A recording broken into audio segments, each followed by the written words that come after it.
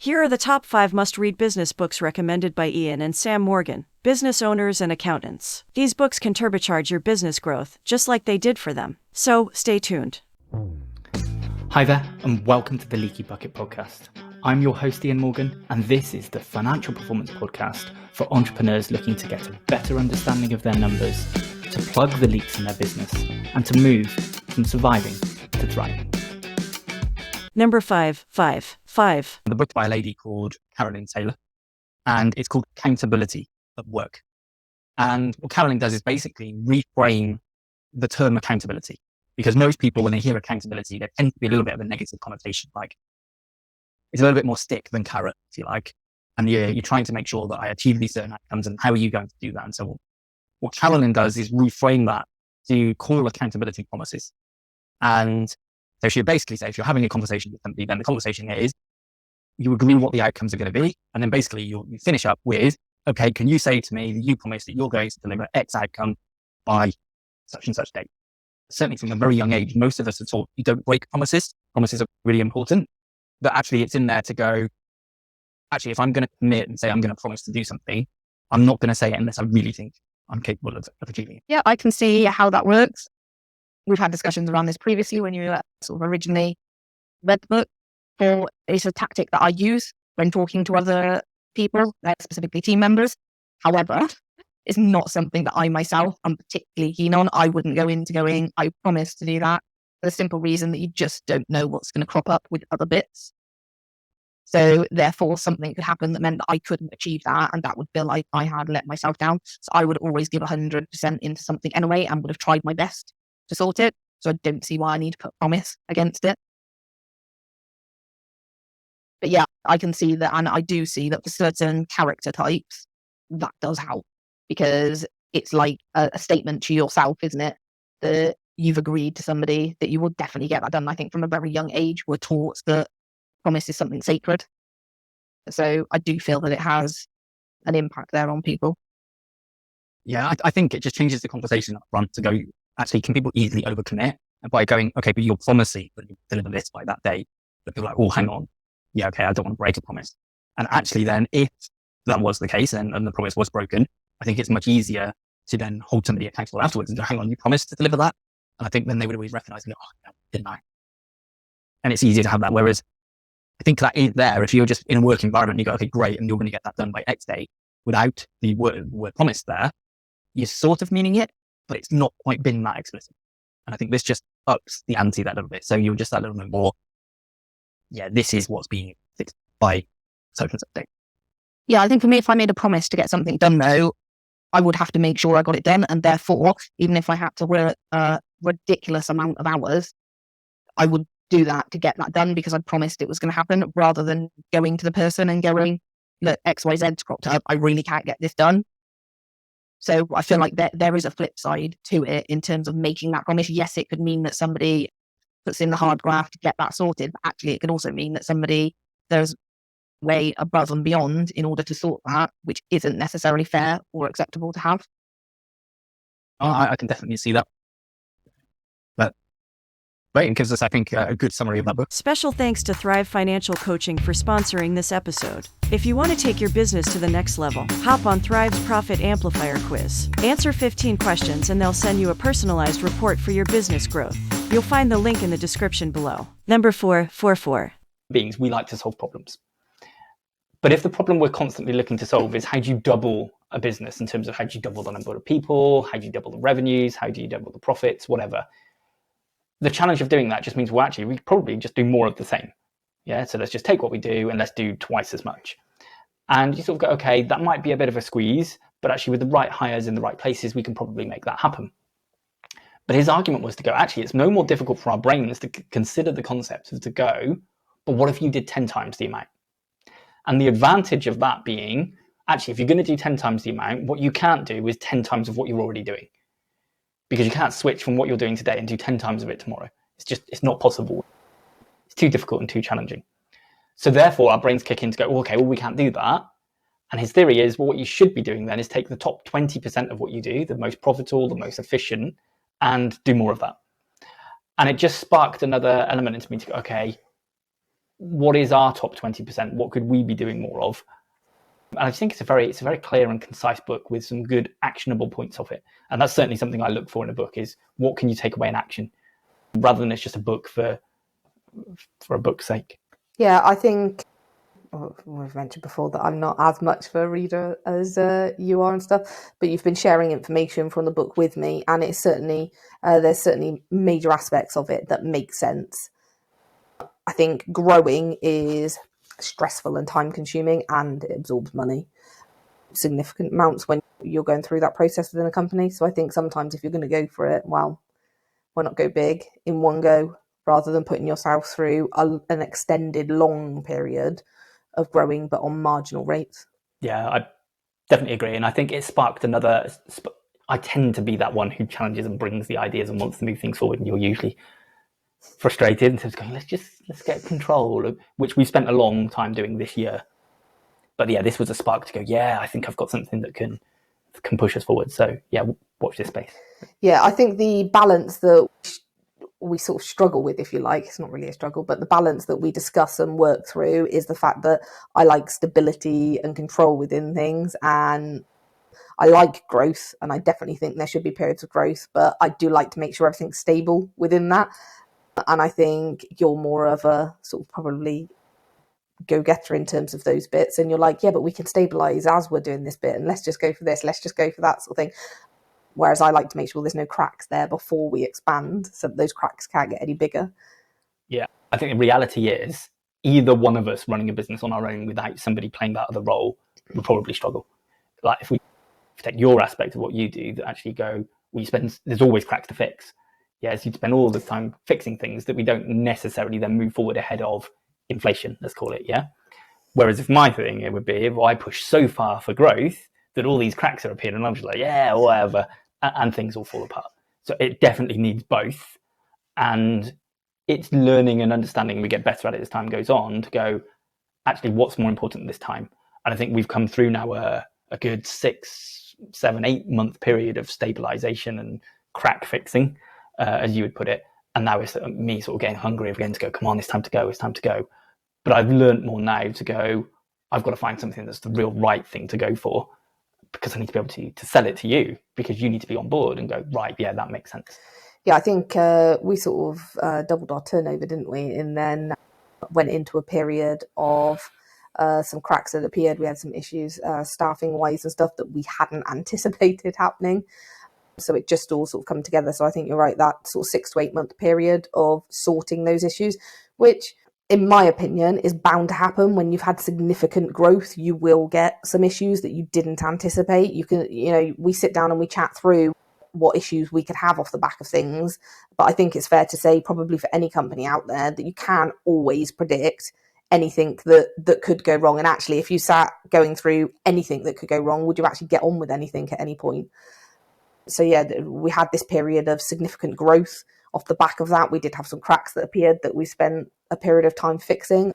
Now we're back into that sort of growth stage.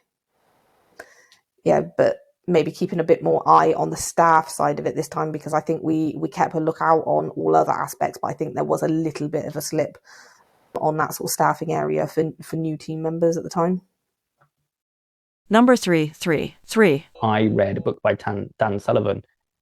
A small book, right? It's a very short, quick book called The SelfManaging Company. And basically it's seen as an alternative to retirement, or exit. Rather than growing a business to exit, why not grow a business that can be self-managing? Which is always something that appealed to us, because actually our goal was not to build a company to exit. It was build a company to change the lives of the people that we employ, and also for the clients that we work with. And I think actually what helped from my perspective anyway, certainly when we were talking about and shaping the new structure, was to go, this starts to create that self-managing company. As it stands at the moment, we don't have that self-managing company, and I'm not quite sure where it's coming from. Whereas this has led to having, the roles in the right places that lead us to that. And actually very quickly, as this launches, we're in a position where, I don't want to say we're still available like in the business. We are still available. We're not working in it. But we're still within reach But at the same point, the team now know not to be coming to us first. There's a hierarchy, I suppose, if you like, to bring your challenges or your difficulties through. You know, if you're like a non-manager, you know, you're bringing it to your manager, and then in turn they're bringing it to part of then their that client relationship manager role, and then further up. Yeah, so there's an order to be going through, unless there's a particular reason to jump one of those gaps, which just gives an opportunity for review and so on from there. Yeah, I think what's interesting about that is we had our leadership meeting on Friday. Actually, what came out the back of that is that actually our leadership team would like us to go away more often and have the opportunity to run the company and sort everything. Yeah, it's not the fact that they haven't felt they can do those bits before. It's that actually they don't get a huge amount of opportunity to do it. So they would like to have more of those bits to show that they can do those bits and progress towards that company, the self-managing. And that's come from them, that they believe we can get to that point as well. And actually, I suppose it made us think a little bit, have we been that stopping block of being that self-managing company? Because this hasn't pulled us back into technical roles. And actually the team were very happy, predominantly.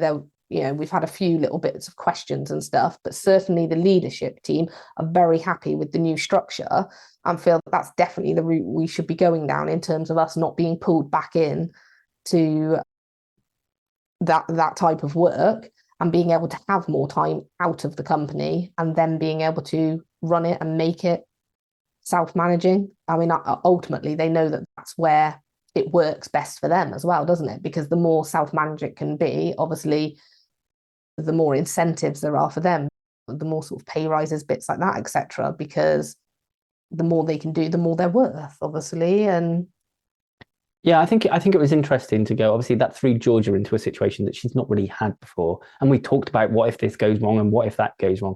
That's all very well. That's in theory. Actually being faced to go, shit, there's a serious situation that needs addressing. I can't just go, I'll leave this. And actually, that was a Friday when that incident happened. Yeah. So with it being 7 days, if you leave it until the Monday, you've lost nearly half the time. Like it's eradicated really quick. And actually, the whole consensus out of the back of that was, I need to be put in that situation more often. Yeah, and the fact that we had a conversation, I asked her outright, didn't I, that if I hadn't have contacted her, and for whatever reason I'd turned my phone off because I was going incognito sort of thing, you can't contact me, what would she have done in that situation?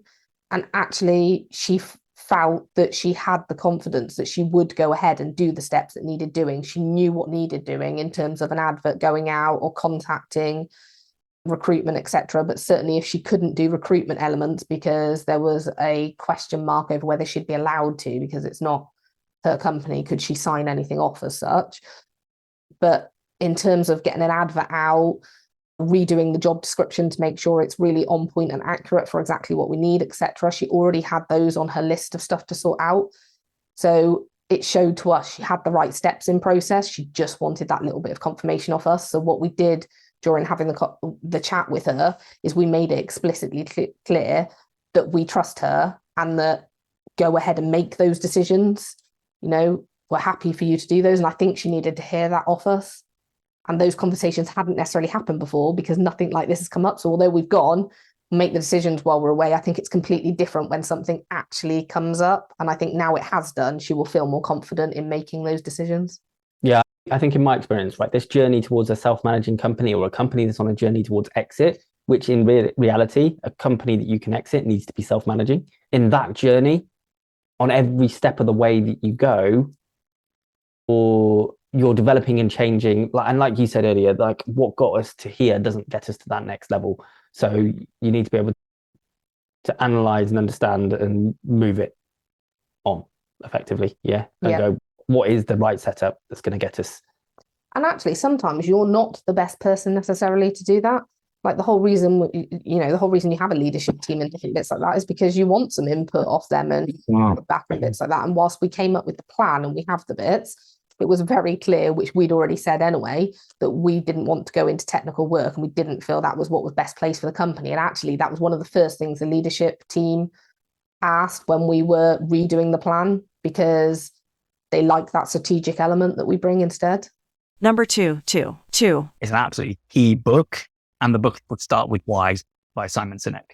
And his whole philosophy is your company and you need to have a why. There needs to be a passion and a purpose for doing what you do. Obviously, we've already talked about Dale and how much he lives that. But actually, we've also got a why within our own company. We several years ago when we found out that the average business owner in the UK only makes, I think it was like £8,500 per year. Our frustration was to go, oh, that can't be true. But it must be like where the data's come from, it's being reliable. So it's to go, actually, we want to move business owners everywhere from surviving to thriving. And this podcast was born out of that, to go, actually, there's some people that we can work with and we can really help them. And there's others to go, maybe they're not quite ready or they're not quite the right fit or whatever. But what they can do is learn from some of the things that we're seeing along the way. And yeah, Simon's book and Simon's philosophy, he's got a great TED talk on starting with why, I think is, really key to the topics we've already discussed. And I think it's really key within our business and certainly within our clients. And I think our why of why we went into having a company is also a driving force on our personal side of being allowed to have that time that we can go to those events, that we have the flexibility that even if it meant that we needed to work in the evening and bit, actually we can attend all those events and we're not missing anything out of our children's life. And that's part of my why for the company. But it has an impact elsewhere. And I suppose there's an element of making sure that all of our team members could do the same thing, that it's not just us that go to those bits. And the structure that we've implemented in the company means that actually that opportunity is there for the team members, that they can all attend those different events. And actually they haven't had to take annual leave and bits like that. They've been able to just move their hours around and make up bits at other times during the week. And I think as we see the company growing and going forward, we'd like to expand on that and make it more accessible for team members in order to go to appointments or things that they wish to attend, and that they working hours can be moved around easily. Yeah, I think the philosophy of having a why, it is very difficult to have a clear, defined culture without knowing why, as a business, you do what you do. Yeah. But once we knew that actually what we were helping was business owners to be, I was going to say more financially successful, but more successful. Yeah. Because we always argue to go, there's a balance. Yeah. We can probably improve the financial performance of every business owner, but they probably have to put a significant hours in to be able to achieve that. So what we're often finding is to go, what's their effective underlying hourly rate? Yeah. Because how much time are they putting in versus what they're getting out? And that once you've got that defined why and you build your culture around that, you then know people just show up and you just go, can't necessarily quite define it, but they fit our culture. And it's really hard to explain, but because you're so clear on what your culture is, you just see it and you can just absorb it. And you can bring them in, they understand what you're about, and they operate at this level, like probably massively above maybe what they've even operated at before, because suddenly they're just in a culture that sees the world the way they see it, and they're able to thrive. Yeah, definitely. I think we have a very good culture in the company. And I think it does mean that our team members are extremely appreciative of the bits that we have in place. And I think we do go sometimes outside of the norms in order to provide a nice environment. We do copy and catch up Wednesday, which is no work talk. Jump on if you want to. And the team will discuss, depending on who's running it. It'll either be a game that they do or there'll be questions asked or whatever, but it's strictly no work talk. But it is within working hours, because we believe it's important for the team to have that opportunity to bond and bits. However, there's a crux to those bits that if the work production wasn't getting done, then some of those nicety things that we have would have to be removed because the work still needs to get completed. I think at the moment we're looking into bringing in flexi time. Effectively, we already do flexi time. So I don't think I've ever had to say no to somebody in terms of them being able to, want to move their times around a bit because there's a sports day on, or there's they want to take their dog to the vet, or whatever is going on. There's never been a case that we've had to say no, because the team always ensure that work meetings are rearranged should they need to be, etc. However, we're looking at bringing it in as being an official thing where actually they don't need to bother me with what times they will / won't be in and stuff, so that flexi is just fully across the board. And I think that's a really nice environment to have. And for me personally, really goes a long way to what our driving force was in the first place, because we've been able to provide this amazing service for clients that provides them with a really good personal lifestyle as well as company. And now we're able to do that for our employees as well, and without either part suffering.